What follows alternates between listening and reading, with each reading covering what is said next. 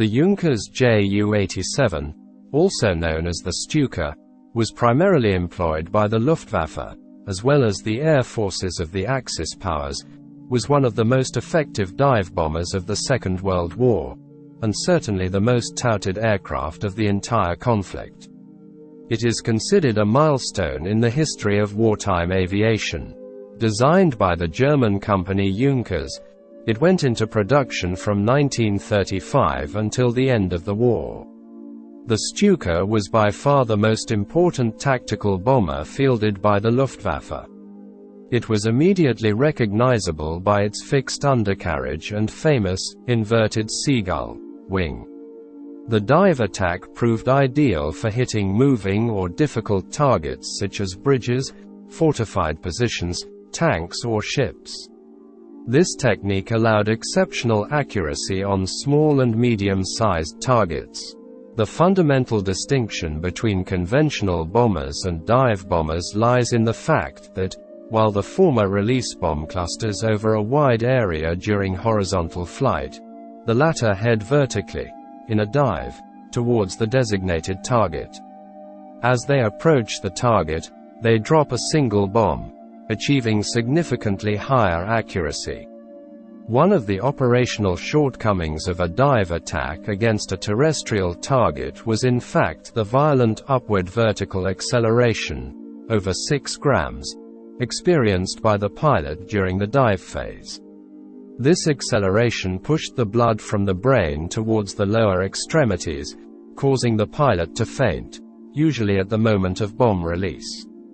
The German designers, after an accident in which an entire formation of Ju-87s perished because they had performed the dive too late, adopted a system of automatic retraction of the tiller, to be activated before the dive, capable of bringing the aircraft back to altitude after the attack, even in the event of the pilot's fainting, who had plenty of time during the ascent to regain his senses and thus control of the aircraft. On the advice of Colonel General Ernst Ude, sirens were mounted on the Stukas, known as Jericho trumpets. The piercing and threatening sound of these sirens was activated during dive attacks by aircraft. This tactic was intended to generate terror and panic among the opposing soldiers and the civilian population, contributing significantly to undermining enemy morale during air operations. The Stuka was loved by its crews for its robustness and by Wehrmacht soldiers for its great precision, being able to hit targets as small as a tank or casemate with its bombs.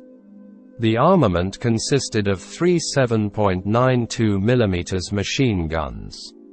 The drop guns were various combinations of 50, 250 or 500 kg bombs totaling 1,800 kg under the fuselage or under the wings. The G version was equipped with 37 mm anti-tank guns. In September 1939, for the Polish campaign, the Luftwaffe deployed 219 Stukas, which had astounding effects. The Stukas attacked 11 minutes before the official moment of the German breakthrough and achieved complete success. Also making the aircraft legendary were brilliant achievements during the French campaign. The Stukas, commanded by General Wolfram von Richthofen, made numerous sorties a day, inflicting astonishing destruction, terrorizing the French defenders with its combined effect of noise and precision. However, the lack of escort for German bombers meant that losses were heavy in the event of an attack by enemy fighters, as evidenced by an incident near Sedan on 12 May 1940, when 6 French Curtiss Hawks shot down 11 Ju-87 without suffering any losses. It soon became clear that the Stukas could only achieve success with almost total air supremacy. During the Battle of Britain, the dive bombing divisions suffered heavy losses. In reality, the Stuka was vulnerable, slow and unmaneuverable, making it easy prey for the RAF's fast fighters in the absence of adequate protection.